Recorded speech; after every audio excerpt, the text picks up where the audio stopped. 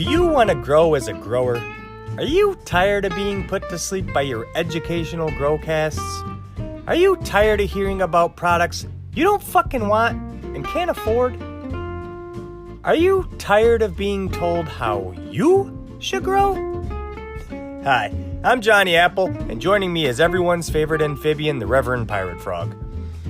Join us as we sift through the bullshit on the internet and try to get better as growers. This is Your Average Grow. Hey, dude. Hey, man, what's up? Thanks for joining me here on the Red-Headed Stepchild of the Cultivation Conversation podcast. Before we get into it, I'd like to read a review that I just got. Oh, after our last raving review, I can't wait. Let's hope it's better. It says, loved it, short and sweet, can't beat that. I loved Johnny Apple. However, Reverend can go fuck himself. Holy shit. Okay. Anywho, that was from Stony Alpinist. Thanks, buddy. I knew I liked him. Everybody... Such a smart guy, and what good taste.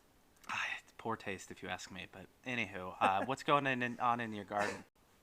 So I showed you some pictures earlier. I took some monster crop clones from the one of the headstrongs I have down in the basement, and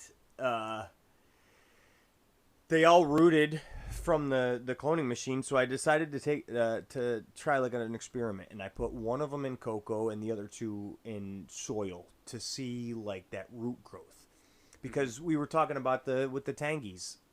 Like Max Tangy in cocoa and then my Tangy in cocoa, they're like killing it in size, like compared to everyone else's in soil. So it was an aha moment that it was like, okay, so if there's this much root growth at a young age in cocoa, why not start in cocoa? So I thought, man, the transition from my cloner should be so much easier, because if it can go through the cocoa and the roots, that transition from cloner to soil, if I put cocoa in the middle of that transition, and it makes it that much easier. So now I've got like a good root ball from that cocoa. That's like a no-brainer to me. So I tried it, and the one in cocoa is the only one that has roots pushing to the bottom of the cup. Yeah, I saw that picture. It was impressive. Yeah, it was like, oh man. So I started soaking Dad's skunk number 1 seeds. I saw that. Yep. You're going to do that in the cocoa? And yeah, so I took the cocoa that I got, which is like a 70-30 mix, something I got from the hydro shop. And I took a seedling nutrient mix that I got from the local garden supply store and mixed it into the cocoa. And I've got a compost tea brewing downstairs, so I can like get that into the cocoa with that seedling start mix and see how that does. It's just going to be like the solo cup start. So they'll probably only be in there 2 weeks or so. And then I'm going to transition them into that cocoa enriched Build a Soil Light mix that I made. Oh, nice. Yeah. So I'm thinking like just the root growth will be so much easier just by adding a little bit. I mean, Build a Soil Light is so rich anyways. It's got everything it needs, that I thought adding some cocoa to that mix to help the roots, because the pumice is another theory in the stunted growth in soil, especially with autoflowers. So it's like, man, so if I lightened that up and made it airier with the cocoa and that made it easier for the roots, I mean, just, it's worth a try. At the very least, it's, more aeration. And it's cool because it's proven true with the cocoa in that cup. Yeah. So it was, man, I was digging it. Well, is that going in one of your 4x4s? What's that now? The fucking thing. The monster crop, the clones? What No, I didn't know if you meant the skunks. The skunks. No, the skunks are Dad's. The monster crop clones. I took the mother so late.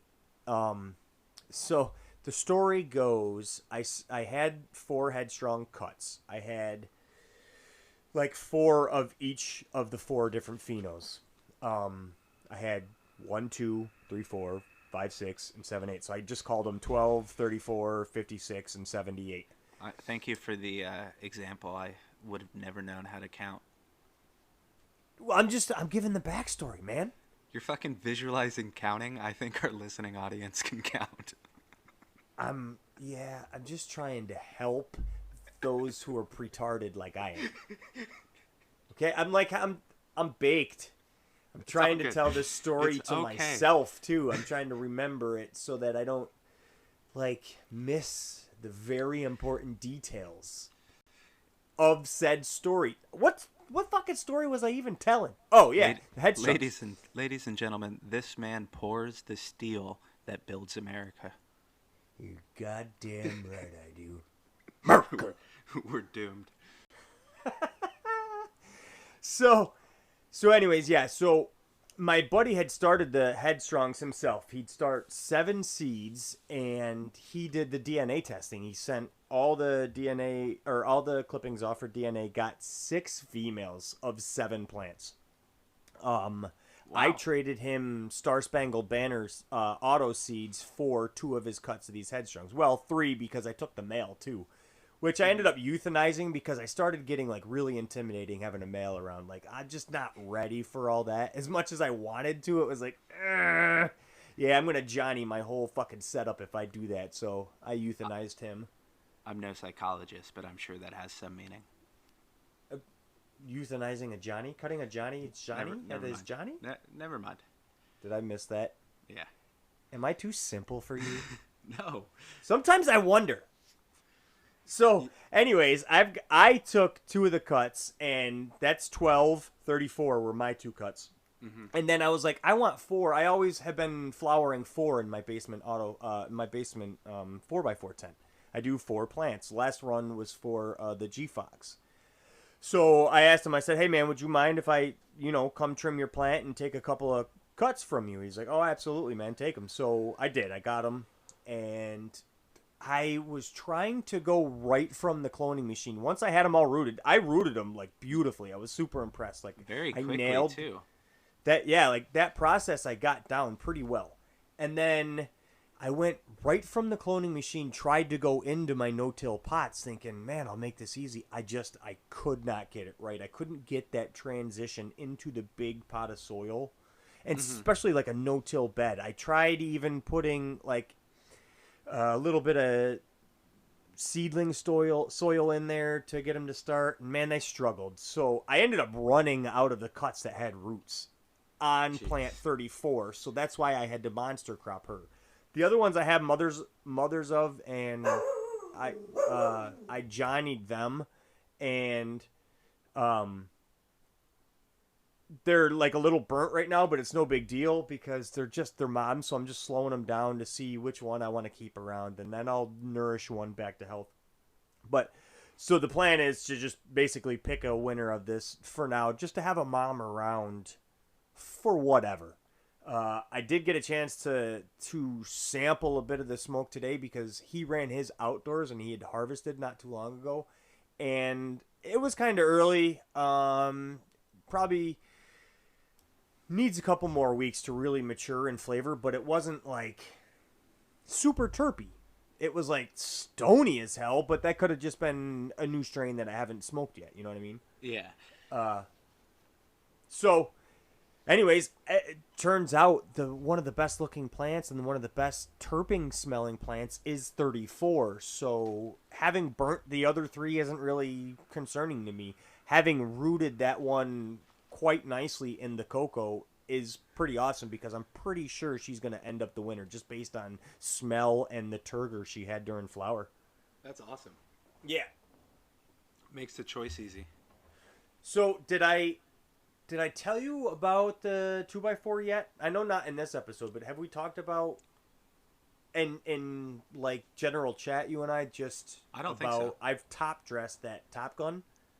Oh, you filled it for the first time as well yesterday, but I didn't know that you top dressed it as well. Yeah, so when I put the Top Gun in there, I chopped the clover down, put some craft blend on top, and then put that Build-A flower bag, that whole bag on top, and watered a little bit to kind of moisten that up, and then put the black cover on. Well, I lifted the black cover a couple days ago, and there was some nice mycelium growth underneath there. Yeah, it's awesome. She's really small. I don't think she might have been a little late. I think it triggered. She's kind of small. I'm seeing the pistils. She's not stretching like she's in flower. She's still pre-flower, but I don't know. She's looking super healthy. Um, so I don't know. I taped up. I noticed you had taped up a couple of your holes on yours. I didn't tape them actually. What? You know Oh yeah, I the saw. It's like some mat. it's you know the reflective things that come with net pots. Yeah. That's what it is. It's just upside down on the back. They're black. Oh, cool. Yeah, and they work perfectly because I butchered the fuck out of those mulch covers. Mine wasn't too bad, but I did see that yours, and I got, envy. My buddy's doing something cooler than I am, so I just grabbed some white duct tape to help seal those up because it was like anywhere the cover was touching, I was getting good mycelium growth underneath there. Oh yeah. And then, so yeah, I filled up the reservoir. She hasn't drank it yet by any means. She's really small to have a full reservoir, but I was like hoping that maybe if I was a little underwatered, if that was the problem with the tangy that I ripped out of there. No, the problem with the tangy was that you were impatient. All of them are, man, they're just so small for their age. It's abnormal to me to see them going into flower at this size. So it's like I you're so had to far have in done your something head, wrong. dude. You're so far in your head, it's ridiculous. You think so? Yeah, I mean, Did I some show of you it- the stretch? The 2 day stretch I had on these two tangies in the 4x4 and the 3x3 bed.